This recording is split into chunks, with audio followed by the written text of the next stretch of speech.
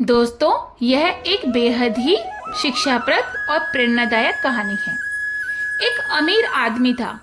उसने समुद्र में अकेले घूमने के लिए एक नाव बनवाई। छुट्टी के दिन वह नाव लेकर समुद्र की सैर करने निकला। आधे समुद्र तक पहुंचा ही था कि अचानक एक जोरदार तूफान आया।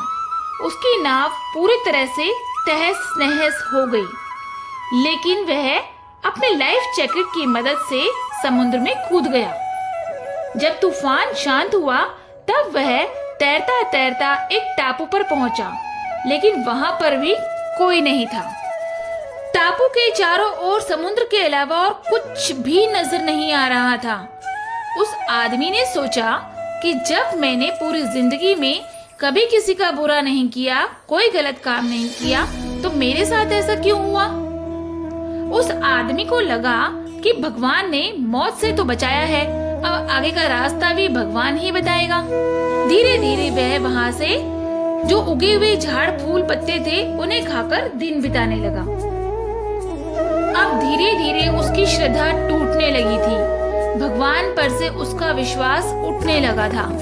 उसको लगा कि इस दुनिया में भगवान है ही नहीं। फिर उसने सोचा कि अब पूरी जिंदगी इस टापू पर ही बितानी है, तो क्यों ना एक झोपड़ी ही बना लूं। फिर उसने झाड़ की डालियों और पत्तों से एक छोटी सी झोपड़ी बनाई। उसने मन ही मन कहा कि आज से झोपड़ी में सोने को मिलेगा, आज कम से कम बाहर नहीं सोना पड़ेगा। रात हुई ही थी, अचानक मौसम बदला। बिजलियां जोर जोर से कड़कने लगी।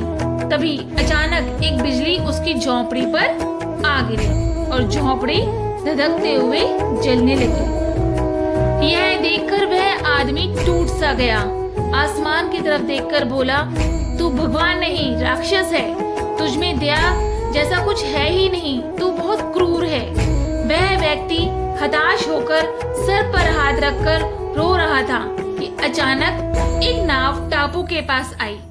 नाव से उतरकर दो आदमी बाहर आए और बोले कि हम तुम्हें बचाने आए हैं। दूर से इस वीरान टापू में जलता हुआ झोपड़ा देखा तो लगा कि कोई उस टापू पर मुसीबत में है।